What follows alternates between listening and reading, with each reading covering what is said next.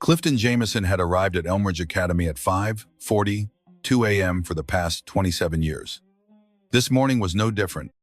His worn work boots echoed through the polished hallways as he pushed his cart past bulletin boards filled with smiling white faces and motivational slogans in cursive font. The floors shone because of him. The windows gleamed because of him, but no one saw that. They only saw his skin, his age, and the broom. Principal Nolan Birch called him into the office just after the morning bell. No one greeted Clifton as he entered. Not the secretary, who kept typing. Not the assistant principal, who walked out as he walked in. Just Birch, standing behind his oversized glass desk with a portfolio folder in hand. "Clifton," he said flatly, "thank you for your years of service." Clifton didn't sit. He didn't need to. He'd seen enough change in his life to know when a conversation wasn't a conversation. "We're streamlining operations," Birch continued, not meeting his eyes. "The school board approved new efficiency measures, and unfortunately, your position will be phased out as of today." No emotion, no gratitude, just corporate phrasing dipped in coldness. Clifton's hands stayed still by his sides. "Phased out?" Birch gave a tight smile. "We'll provide a week's severance, and your final paycheck has been deposited. You're welcome to clear out your locker before noon." Clifton looked down at the small envelope Birch pushed across the desk. It was already sealed. He nodded once. As he turned to leave, Birch added, "You've been consistent, Mr. Jameson. Thank you for that."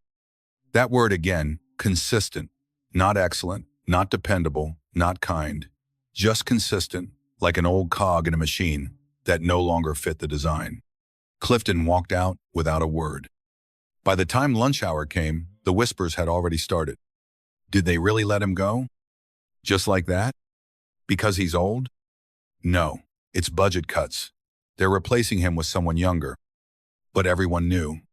Everyone knew that Clifton was the only black man on staff, the only face that stood out in a yearbook otherwise bathed in pale tones. They knew the way teachers spoke to him like he was beneath them, always with clipped phrases and rushed nods. They knew he worked later than anyone, that he fixed more than just toilets. He fixed broken desks, broken lights, sometimes broken hearts. But none of that showed on payroll. Vice Principal Trent passed his empty janitor closet that afternoon and muttered to a colleague, "Honestly, I never got what the fuss was." He didn't even smile. No one corrected her. Down by the cafeteria, Tamara Davis paused near the storage closet where Clifton used to keep his bucket and mop. The light was off, the door locked. His name tag, which he had carved himself out of a wooden block, was gone. A lump rose in her throat. She remembered the time she'd been shoved against a locker for wearing her hair naturally. Teachers had walked by. Clifton had handed her a comb and whispered, "Don't ever change yourself for their comfort, baby girl."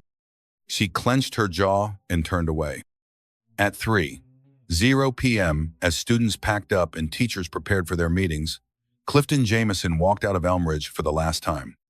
No farewell assembly, no hallway send-off. Just a brown cardboard box under his arm and the silent eyes of students watching through tinted windows. Some of them waved. He didn't see it. He didn't look back. And the building, so proud of its banners and plaques, made no announcement.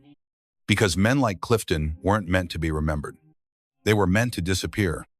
2 days had passed since Clifton Jameson disappeared from Elmridge Academy's hallways, but the school hadn't filled the emptiness he left behind. Not really. A new janitor had started that morning. Younger, white, with wireless earbuds in his ears and a faint smirk on his face. He pushed the same utility cart Clifton had once handled like a craftsman. He didn't wipe the edges of the lockers. He didn't nod at passing students. He barely noticed anything beyond his playlist. Tamara Davis noticed. She always noticed what others overlooked. Being the only black girl in her grade trained her eyes that way. The smallest changes screamed the loudest.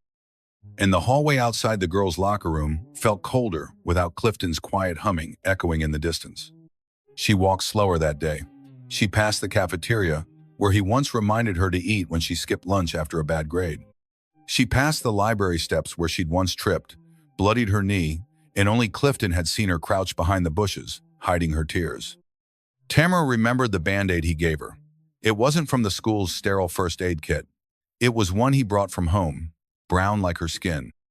She didn't say it then, but it was the first time a wound had been covered in something that felt like it belonged. She wasn't the only one feeling the shift.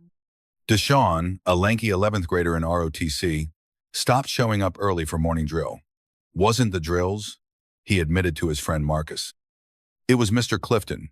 He used to unlock the gym early, talk to me about the Air Force, said I could be an officer, not just muscle. In the music hall, Zoe Nguyen stared at the dusty edge of the piano where Clifton used to dust every morning without fail. He tuned this thing once, she said aloud to no one. He said it was flat. I didn't believe him, but he was right. She pressed a key now and flinched.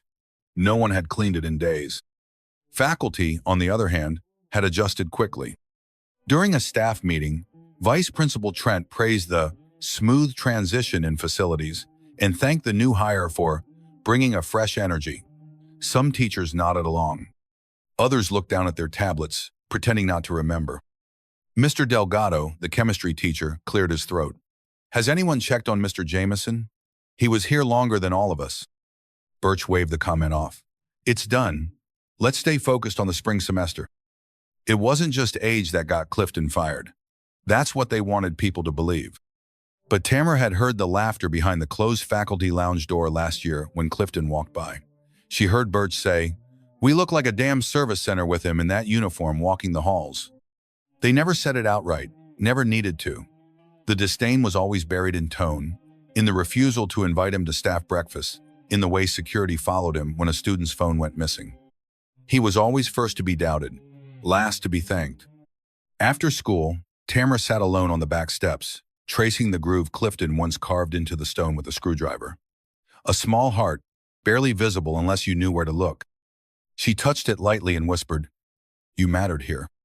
From inside the school, laughter echoed sharp, careless, untouched by what had been lost. But outside, the silence was full of memory. Clifton hadn't vanished. He'd been erased, deliberately, efficiently, like they wanted no trace of the man who had made this school feel human. But some of them remembered, and that memory was beginning to take root. The brochure redesign was Principal Birch's latest obsession. Elmridge Academy is rebranding, he told the school board during a private luncheon at the district office. We're cultivating a modern, image-innovative, forward-facing, youthful, clean. He said the last words slowly, like it meant more than it should. And for Birch, it did. The image of Clifton Jameson, an aging black man pushing a mop cart down marble hallways, didn't fit that vision. Not anymore. Not when the school was competing for donors, prestige, and press. I mean, let's be honest, Vice Principal Kayla Trent added, swirling her wine glass. He made the place feel outdated. It's nothing personal, just optics. The board nodded. No one challenged it. They never did. Back at Elmridge, students noticed the changes, even if they weren't on the newsletter. The new janitor, Dylan Marks, walked the halls like he owned them. He didn't wear the standard uniform, just black joggers, a white t-shirt, and a backward cap. He greeted students with fist bumps and crude jokes. Some laughed. Others just stared. But what caught Tamara's attention most wasn't what he did. It was what he said when he thought no one was listening. She heard it first during lunch hour. He was leaning against the wall outside the cafeteria, talking to a group of seniors. Old man was slow as hell, Dylan smirked. Always looked like he was dragging a ghost. Bet he used that mop as a cane. They laughed. One imitated Clifton's limp. Another called him Uncle Ben. Tamara froze behind the vending machine. Her chest tightened. Not one teacher walking by said anything. That afternoon, Tamara brought it up to Ms. Lehman, the school counselor. She chose her words carefully. I think some students and maybe staff are being disrespectful about Mr. Clifton. Lehman offered a sympathetic smile, but her tone was dismissive. Tamara, people deal with change in different ways. We're all adjusting. But they're making fun of him, she pressed. They're saying racist stuff. Lehman's smile faded slightly. Well, intent matters. I'm sure no one meant it that way. Let's not look for problems where there aren't any. That sentence hit harder than anything Dylan had said. Across campus, the superficial transformation continued. The floors were waxed, lockers repainted in a sterile off-white, and a new banner reading, Elmridge, "Excellence starts here," was hung above the front entrance. Principal Birch took a group photo with new hire Saul White, all under 35. It made the homepage. No one mentioned Clifton, not even in past tense. Ms. Rowe, the state education auditor, arrived quietly that day for a routine inspection. She walked the halls with a clipboard, nodding politely to staff, making mental notes. The students didn't notice her much, but she noticed them. She noticed the way Tamara flinched when Dylan passed by. She noticed how the old mural in the East Winga, mosaic of past staff, had been removed. And when she asked who had worked at Elmridge the longest, no one mentioned Clifton until a security guard muttered, "There used to be this janitor, Mr. Jameson, quiet guy, gone now. Gone. Erased." That evening, Ms. Rowe sat in her rental car across from the school and opened her laptop. She began typing a report. There is a pattern of exclusion and image-based discrimination present at Elmridge Academy. The removal of long-serving staff members of color, particularly older individuals, appears to align more with aesthetics than performance. She paused, then added, "This institution is not failing academically. It is failing morally." Outside her window, the new janitor laughed with a group of students in the dark. But beneath the fresh coat of paint, something rotten was beginning to show. The morning started with a breeze, the kind that carried the scent of spring and dusted the courtyard with tiny pink petals from the cherry trees. Students gathered outside the school before the bell rang, backpacks slung low, laughter ringing off the brick walls. It felt like an ordinary day, until the sky began to tremble. At first, it was a distant vibration, barely noticeable, but it grew louder, heavier, like thunder rolling toward the building. Heads turned, conversations stopped. A low roar engulfed the courtyard as a black helicopter appeared over the treetops, slicing through the sky like a blade. Students scattered. Teachers ran outside, shielding their eyes. The massive chopper hovered for a moment, kicking up clouds of dust and panic, before descending with a thundering pulse onto the front lawn of Elmridge Academy. Principal Birch stormed out of the front office, adjusting his blazer, trying to look composed but failing. His shoes slipped slightly on the sidewalk as he approached the commotion. "What in God's name is going on?" he muttered. The helicopter door hissed open. Out stepped a man whose presence commanded silence. Tall, dark-skinned, impeccably dressed in a tailored gray suit, gold cufflinks flashing under the morning sun. He didn't smile. He didn't hesitate. He scanned the crowd like someone used to being obeyed. Whispers exploded like wildfire. "Who is that? Is he famous? Is that Solomon Creed? The billionaire tech guy?" Principal Birch's lips stretched into a counterfeit smile. "Mr. Creed! What a surprise," he called, already outstretching a hand. "We're honored." Creed walked right past him. Birch's hand dropped. Creed's voice cut through the airlow, even and unmistakably commanding. "Where is Clifton Jameson?" A gasp rippled through the students. Tamara, standing near the flagpole, felt her breath catch. She looked at Deshawn, who simply stared, wide-eyed. Birch blinked, his mask cracking for just a moment. "I'm sorry, what?" Creed didn't blink. "Where is he?" Behind Birch, Vice Principal Trent stepped forward, trying to insert herself. "If this is about employment, I'm sure we can." "I didn't ask you," Creed snapped, his voice like cold steel. Birch coughed and recovered. "Mr. Jameson is no longer employed here," he said stiffly. "We made some restructuring decisions recently." "Where is he?" Each word was deliberate, weighted. The silence was suffocating. A small voice finally broke it. "I saw him," came a boy's voice from the edge of the crowd. It was Darren, a freshman. Nervous, pale, but standing tall. He said he was going home. Maple Street, number 406. Creed turned to him, and for a moment, his face softened. He nodded once. "Thank you." Not to Birch, not to Trent, but to the student. Then, without another word, he turned back toward the helicopter. Tamara's heart pounded. Something in her moved without permission. She grabbed Deshawn's wrist. "Come on," she whispered. He barely had time to respond before she was pulling him through the dispersing crowd. "No, no way, Tamara," he hissed. But she didn't stop. They reached the helicopter just as the door was closing. Without thinking, Tamara jumped. Deshawn followed. Inside, the hum of the rotors vibrated through their bones. The pilot called out, "Clear for takeoff." The doors sealed shut. Below them, Elmridge shrank rapidly as the helicopter rose into the sky. Inside, Solomon Creed turned, his eyes narrowing at the two stowaways. "You have 5 seconds," he said, "to explain why you're in my helicopter before I send you both back." Tamara met his gaze without flinching. "Because we care about Mr. Clifton Jameson," Deshawn added, "and clearly, so do you." Creed studied them. The tension was suffocating. Then, slowly, his mouth curved into something between a smirk and a memory. "Good," he said. "Then sit down. You're going to want to hear this." The helicopter droned steadily as it soared above the grid of rooftops and tree-lined avenues below. Inside, Tamara and Deshawn sat opposite Solomon Creed, their backs pressed to the cool leather, hearts still racing. He didn't speak for a moment. He stared out the tinted window, his reflection cast against the clouds. When he finally turned to them, his voice was softer than before, but no less firm. "I was 14, he said. "First time I saw Clifton Jameson. I was standing in front of his brother's auto shop in a soaked hoodie, trying to trade a broken phone for cash. He didn't buy it. He gave me a job instead." Tamara leaned in slightly. Deshawn sat up straighter.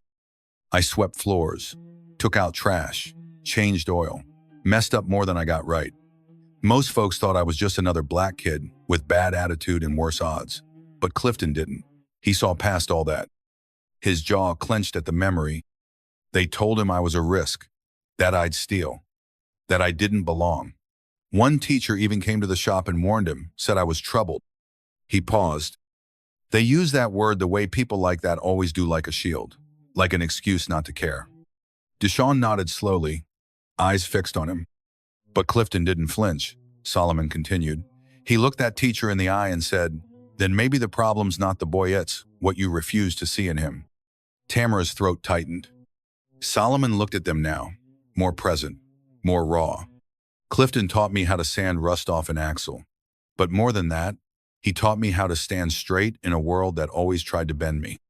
He told me to listen carefully, speak clearly, and never apologize for taking up space. He didn't say much, but when he did, it stuck." He reached into the breast pocket of his suit and pulled out a folded sheet of paper. It was yellowed at the corners. He unfolded it carefully. "I wrote my first patent design on this. On the back of a napkin Clifton gave me. I still carry it." He laid the napkin flat on the seat between them. Tamara stared at it, her eyes blurred. "He gave me the tools to survive," Solomon said, "when all I had was anger. I wouldn't be Solomon Creed, the tech mogul, the philanthropist, the boardroom face thief. He hadn't believed I was more than a stereotype." Deshawn whispered, "They never saw him like that. Not here." Solomon's gaze darkened. "Of course not, because men like Clifton aren't supposed to be seen. They're used, then discarded." He sat back, exhaling deeply. "But not this time. This time they're going to see him, and they're going to remember his name." Tamara gripped her knees, heart pounding. She didn't know where this flight would end, but for the first time since Clifton was forced out, she felt something real. Justice wasn't a word anymore. It was coming. The helicopter dipped low over rows of worn houses and cracked sidewalks. From the sky, Maple Street looked like it had stood still for decades. Faded porches, rusted mailboxes, and patches of overgrown grass hiding concrete scars. Solomon Creed leaned forward and tapped the pilot's shoulder. "There," he said, pointing. "Empty lot across the street." The aircraft circled once before, descending gently. Dust and leaves lifted in swirling eddies as the rotors slowed. Across the street, Clifton Jameson sat hunched on a crooked porch step, his elbows resting on his knees, eyes cast downward. A plastic bag of groceries leaned against his foot. He didn't look up. Not until the wind stopped. Not until a voice familiar but changed called softly through the quiet. "Cliff?" His head rose slowly. The man before him wore a suit and gold cufflinks, but the eyes were the same. Solomon took a careful step forward. "It's been a long time, old friend." Clifton blinked as if waking from a deep sleep. He stood slowly, hands trembling. "Saul? I told you I'd find you again one day," Solomon said. Clifton's eyes welled, but he held the tears back. "You're not supposed to remember men like me." "I do," Solomon replied, "because you never forgot me." Tamara and Deshawn stood at a distance, unsure whether they were witnessing a reunion or a resurrection. The air was thick with something sacred. Solomon reached into his coat and held out a white envelope. "This is a contract. I want you to work for me." Clifton's brows furrowed. "Doing what? Scrubbing glass windows in the sky?" Solomon shook his head. "Helping young people learn how to stand tall the way you helped me. I want you to lead a new initiative, teach, mentor, build. I need your wisdom, not your mop." Clifton stared at the envelope, then at his own calloused hands. They had scrubbed cafeteria floors, pushed trash bins through snow, wiped blood off bathroom tiles. For decades, in silence. In shadow? His voice cracked. "You don't owe me this." Solomon stepped closer. "That's where you're wrong. I owe you everything." Clifton didn't take the paper. "Not yet. I gave up a long time ago," he murmured. "Didn't think anyone saw me." Solomon's voice was firm but tender. "You taught me to see what others ignored. Now I'm returning the favor." Tamara stepped forward, her voice barely above a whisper. "Mr. Clifton, they tried to erase you, but they couldn't. We remember." Clifton looked at her. The same girl who once came to him in tears after being teased for her hair. He remembered brushing a comb through her curls and telling her, "Your crown don't need fixing." Now, she stood taller than he'd ever seen her. He reached out, fingers brushing the contract. A beat passed, then another. Finally, with a deep breath that carried decades of exhaustion, Clifton took the envelope in both hands. And the weight he'd carried for years began, at last, to lift. The gym buzzed with whispers as Clifton Jamison stepped through the side door, his posture straight, his pace steady. For the first time in decades, he entered not as the janitor, but as the reason everyone had gathered. Principal Birch stiffened at the sight. His smile faltered. Solomon Creed followed close behind, composed and unreadable. At the podium stood Miss Anita Rowe, clipboard in hand. "We're not here for ceremony," she began, her voice calm but firm.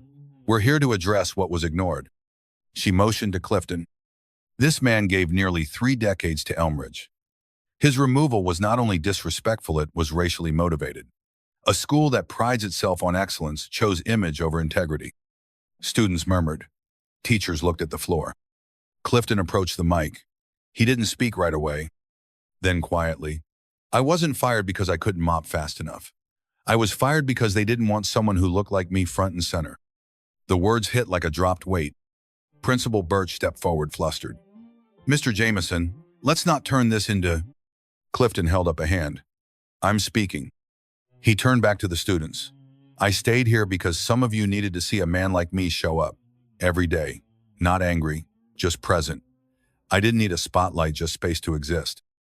Solomon stepped up beside him. "And now, he's going to have more than that. He's going to lead." Applause broke out slow at first, then swelling as students stood. Ms. Rowe's final words closed the moment. "Justice isn't loud. It's deliberate. And today, it begins." Clifton stepped back, no longer invisible. 3 months later, the ribbon was cut. Not at Elmridge, but across town in a tree-lined campus where cranes once stood, now replaced by a gleaming new school built from the ground up. The sign read, "Jamison Academy for Integrity and Innovation." Clifton stood beneath it, humbled but proud, his blazer freshly pressed, the envelope from Solomon long since signed. Students from all backgrounds poured into the courtyard, some in sneakers, some in church shoes, all greeted by name. The staff was diverse, experienced, and hand-picked. No one here was invisible. Tamara stood at the podium beside Clifton that morning, voice steady, eyes bright. "He didn't just clean our hallways, he cleaned the path for us. He showed us what strength looks like when no one's watching." Solomon smiled quietly from the crowd. Inside the main hall, a mural stretched along the entrance wall. Clifton in mid-stride, holding not a broom but a blueprint, guiding children of every shade and size. Below it, in bold bronze letters, "Dignity doesn't retire." Back at Elmridge, Principal Birch packed up his office. A state review had found evidence of racial bias and systemic neglect. He left without fanfare, Just like the man he once dismissed, except no one lined the halls this time. As for Clifton, he now walked into rooms where people stood when he entered. He hadn't asked for power, just purpose. And now, surrounded by students who saw him, not just his uniform, not just his color, but him, he had everything he'd ever needed. The man they tried to erase was now a foundation, and he would never be swept aside again.